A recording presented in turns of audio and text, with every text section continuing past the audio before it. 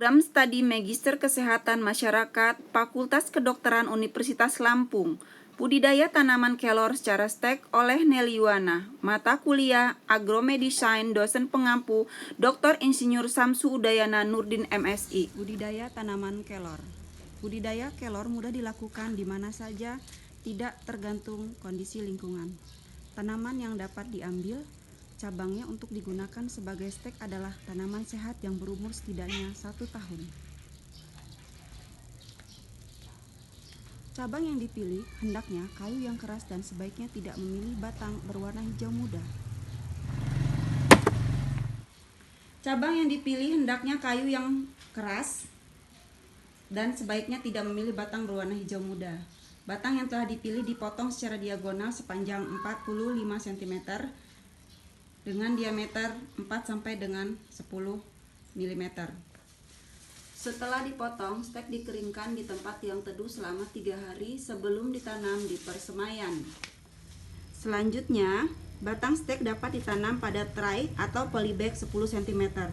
Saat ditanam, sepertiga dari batang harus terkubur dalam tanah. Stek disiram sehari sekali secara teratur. Waktu penanaman stek batang terbaik adalah pada akhir musim kemarau sampai awal musim hujan. Stek yang sudah tumbuh daun-daun yang segar dan akar yang sudah keluar dari batang dapat dipindahkan ke lahan atau polybag yang lebih besar. Bibit yang sudah cukup umur dapat dipindah tanam ke tempat yang lebih besar menggunakan media tanam campur tanah sekam dan kompos dengan perbandingan 1:1. Polybag ukuran 40 cm atau pot ukuran 40 cm dapat dipakai untuk menanam bibit tanaman. Tanaman kelor memerlukan pemupukan yang cukup untuk pertumbuhannya. Fase tunas memerlukan pupuk 3 gram per pot, urea, TSP 1 gram per pot, kemudian KCl 1 gram per pot.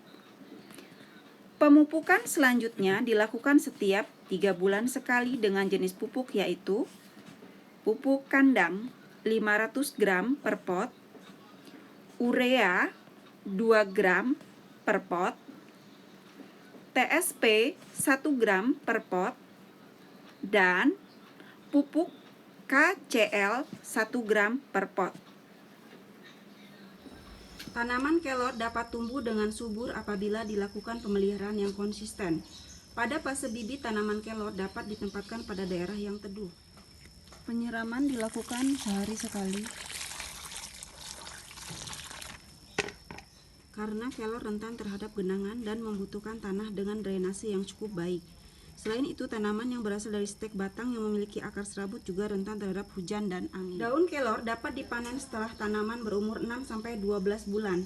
Pemanenan dilakukan dengan cara memetik tangkai daun berasal dari cabang. Daun di tengah cabang kurang pahit dan lebih lembut daripada daun pada bagian ujung.